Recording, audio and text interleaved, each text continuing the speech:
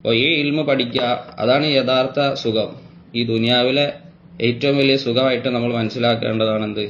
ഇൽമ പഠിക്കുക, അള്ളാഹുവിനെ അറിയാം, അള്ളാഹുവിന്റെ വിശേഷണങ്ങളെ പറ്റി അറിയാം, അള്ളാഹുവിന്റെ നാമങ്ങളെ പറ്റി അറിയാം, സ്വർഗ്ഗനരകത്തെ പറ്റി അറിയാം. ഇതൊക്കെ പരലോകത്തെ പറ്റി അറിയുന്നത് കാരണമാണ് ഒരു ദുനിയാവിൽ ഒരു മുഅ്മിന് ആശ്വാസം ഉണ്ടാകുന്നത്.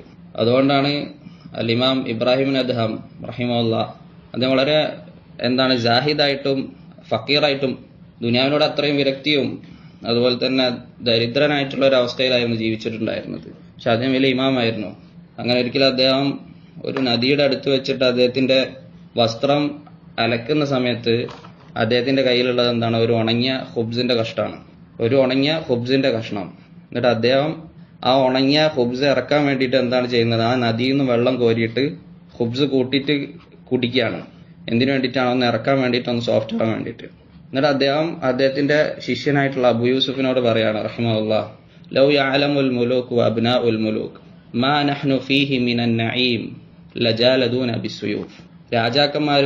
രാജാക്കന്മാരുടെ മക്കളും നമ്മൾ നിലകൊള്ളുന്ന സുഖാനുഭൂതി എങ്ങാനും അറിഞ്ഞിട്ടുണ്ടായിരുന്നെങ്കിൽ അവർ ഞങ്ങളോട് വാളുകൾ കൊണ്ട് കലഹിച്ചേനെ, ഞങ്ങളോട് യുദ്ധം ചെയ്തേനെ. എന്താണ് സുഖാനുഭൂതി?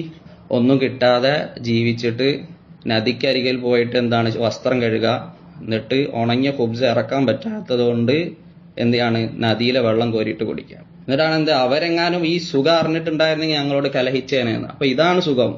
ഒരു വ്യക്തിക്ക് അവന് ദീനിൽ വിജ്ഞാനം ഉണ്ടാവുക, അവൻ ഓരോ ദിവസം കൂടുമ്പോഴും അള്ളാഹുവിനെ പറ്റി കൂടുതൽ അറിയാം, അതുകൊണ്ട് അവൻ ഈമാൻ വർദ്ധിക്കുന്നു.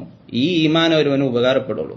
അതല്ലാതെ ദുനിയാവിലുള്ള സുഖങ്ങള്, പുതിയ പുതിയ ഫർണിച്ചറുകൾ വരുന്ന സമയത്ത് പുതിയ പുതിയ മാറ്റുന്നു, പുതിയ പുതിയ ഉപകരണങ്ങൾ ഉണ്ടാക്കുന്നു, പുതിയ പുതിയ ഓഫറുകൾ അന്വേഷിച്ചു പോകുന്നു, ഇതല്ല യഥാർത്ഥ സുഖം. ഇതൊക്കെ അനുവദനീയമായിട്ടുള്ള കാര്യങ്ങൾ ഉണ്ടാവും അതിൽ.